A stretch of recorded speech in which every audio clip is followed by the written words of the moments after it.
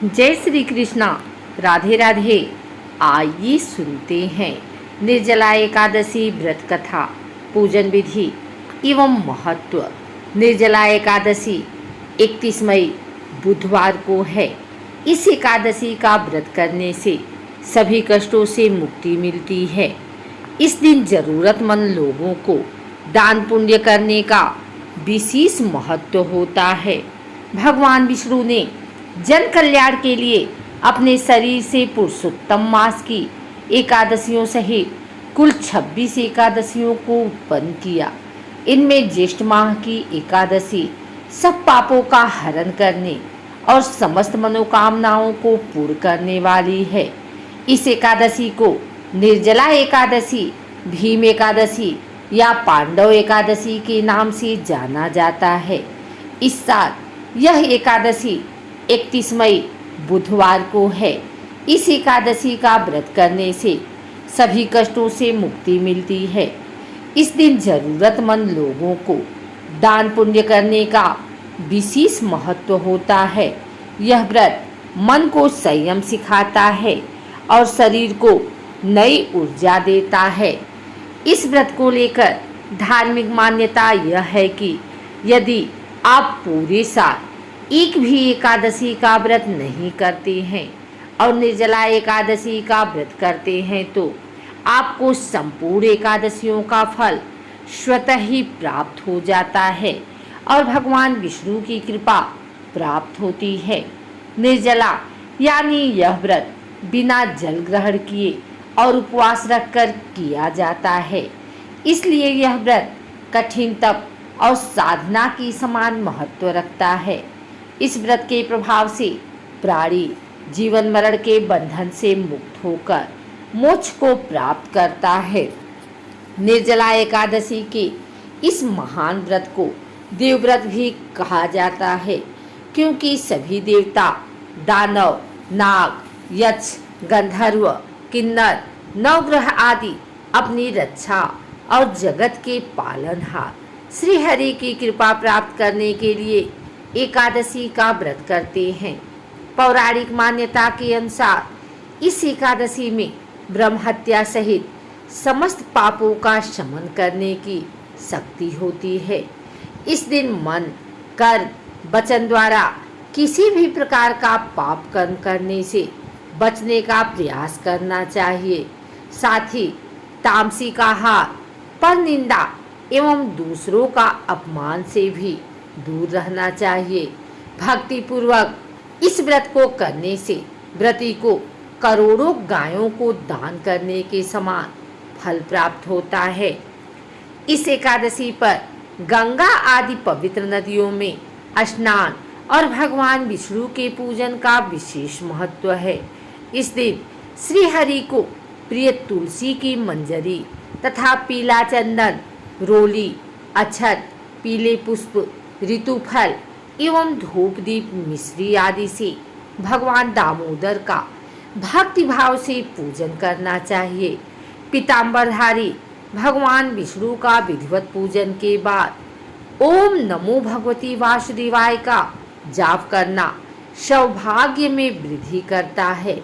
इस दिन गोदान, वस्त्रदान, छत्र, जूता, फल एवं जल आदि का दान करने से मनुष्य को परम गति प्राप्त होती है। रात्रि के समय भगवान नारायण की प्रसन्नता के लिए नृत्य, भजन, कीर्तन और स्तुति के द्वारा जागरण करना चाहिए। जागरण करने वाले को जिस फल की प्राप्ति होती है वह हजारों वर्ष तपस्या करने से भी नहीं मिलता।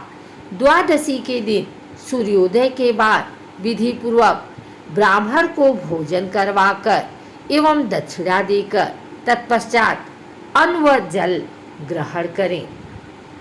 इस दिन व्रत करने वाले को या जो व्रती नहीं भी हैं उन्हें जरूरतमंद व्यक्ति या किसी श्रेष्ठ ब्राह्मण को शुद्ध पानी से भरा घड़ा यह मंत्र पढ़कर दान करना चाहिए। आइए सुनते हैं निर्जला एकादशी व्रत कथा। निर्जला एकादशी व्रत का पौराणिक महत्व और व्याख्यान भी कम रोचक नहीं है। जब सर्वज्ञ वेद व्यास ने पांडवों को चारों पुरुषार्थ, धर्म, अर्थ, काम और मोक्ष देने वाले एकादशी व्रत का संकल्प कराया था। तब युधिष्ठिर ने कहा, जनार्दन, ज्येष्ठ माह के शुक्ल पक्ष में जो एकादशी पड़ती है, कृपया उसका वर्णन कीजिए। भगवान श्री कृष्ण ने कहा, हे राजन, इसका वर्णन परम धर्मात्मा सत्यवती नंदन व्यास जी करेंगे, क्योंकि ये संपूर्ण शास्त्रों के तत्वज्ञ और वेद वेदांगों के पारंगत विद्यमान है। तब वेद व्यास जी कहने लगे, कृष्ण पक्ष और शुक्ल पक्ष दोनों पक्षों की एकादशी में अन्न खाना वर्जित है।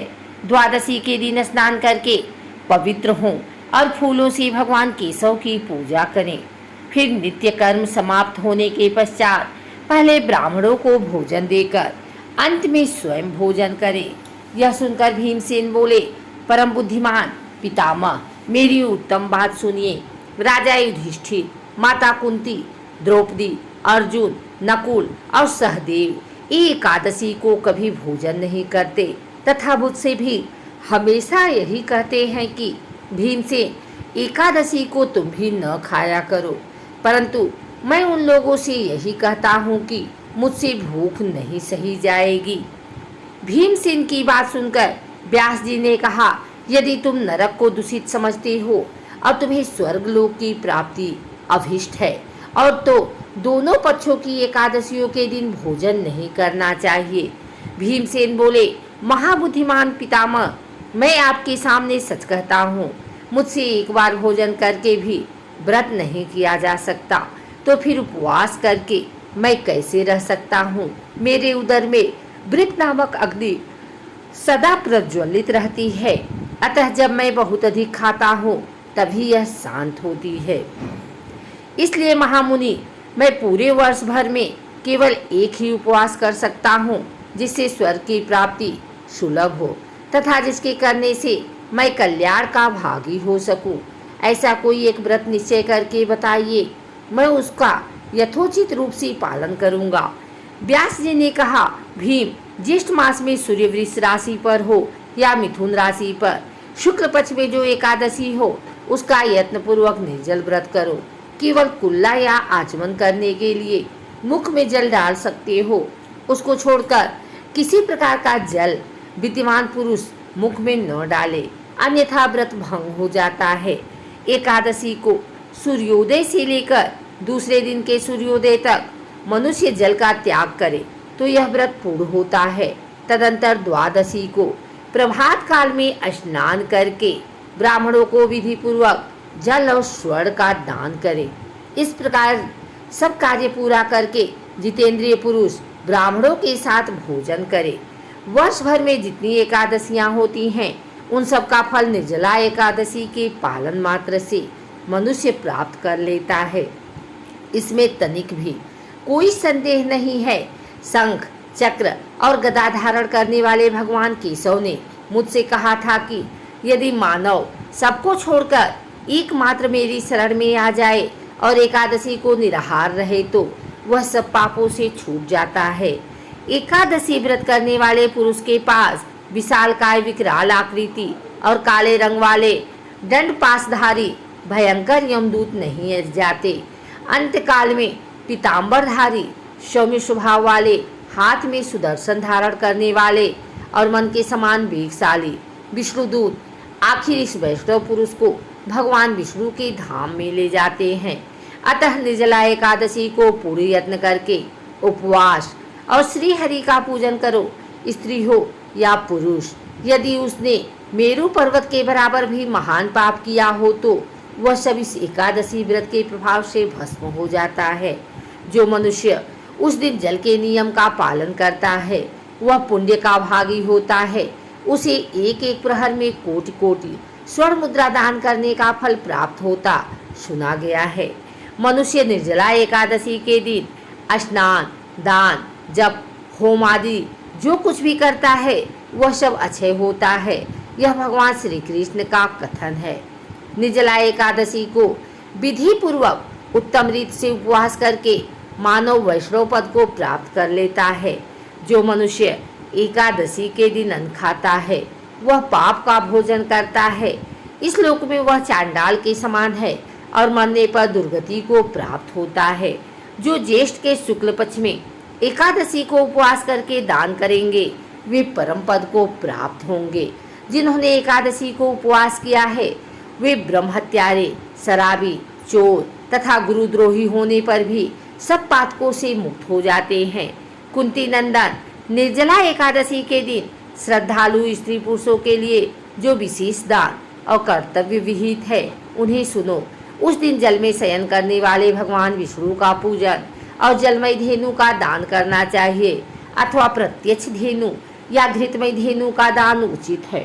पर्याप्त दक्षिणा और भांति भांति के मिष्ठानों द्वारा यत्नपूर्वक ब्राह्मणों को संतुष्ट करना चाहिए।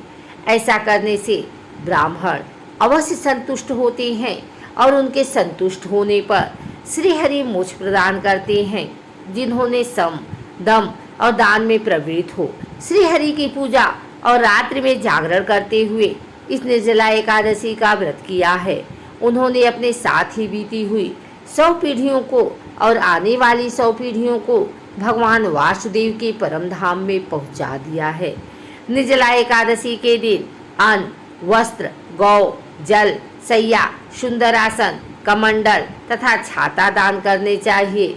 जो श्रेष्ठ तथा सुपात्र ब्राह्मण को जूता दान करता है वह सोने के विमान पर बैठकर स्वर्ग लोक में प्रतिष्ठित होता है। जो इस एकादशी की महिमा को भक्तिपूर्वक सुनता अथवा उसका वर्णन करता है वह स्वर्ग लोक में जाता है। चतुर्दशी युक्त अमावस्या को सूर्य ग्रहण के समय श्राद्ध करके मनुष्य जिस फल को प्राप्त करता है वही फल इसके श्रवण से भी प्राप्त होता है। पहले दंत धावन करके यह नियम लेना चाहिए कि मैं भगवान केशव की प्रसन्नता के लिए एकादशी को निराहार रहकर आचमन के सिवा दूसरे जल का भी त्याग करूंगा। द्वादशी को दिवेश्वर भगवान विष्णु का पूजन करना चाहिए। गंध, धूप, पुष्प और सुंदर वस्त्र से विधि पूर्वक पूजन करके जल के घड़े के दान का संकल्प करते हुए निम्नांकित मंत्र का उच्चारण करें। संसार सागर से तारने वाले हे देव ऋषिकेश, इस जल के घड़े का दान करने से आप मुझे परम गति को प्राप्त कराइए। भीमसी, ज्येष्ठ मास में शुक्ल पक्ष की जो शुभ एकादशी होती है उसका निर्जल व्रत करना चाहिए। उस दिन श्रेष्ठ ब्राह्मणों को शक्कर के साथ जल के घड़े दान करने चाहिए। ऐसा करने से मनुष्य भगवान विष्णु के समीप पहुंचकर आनंद का अनुभव करता है। तत्पश्चात द्वादशी को ब्राह्मण भोजन कराने के बाद स्वयं भोजन करें। जो इस प्रकार पूर्ण रूप से पाप नाशनी एकादशी का व्रत करता है वह सब पापों से मुक्त हो आनंदमय पद को प्राप्त होता है। यह सुनकर भीमसेन ने भी इस शुभ एकादशी के व्रत का प्रारंभ किया। तब से यह लोक में पांडव द्वादशी के नाम से विख्यात हुई। जिस शुक्ल पक्ष एकादशी के ही दिन भगवान श्री कृष्ण ने देवी रुक्मिणी का हरण किया था, अतः यह एकादशी रुक्मिणी हरण एकादशी के नाम से भी जानी जाती है।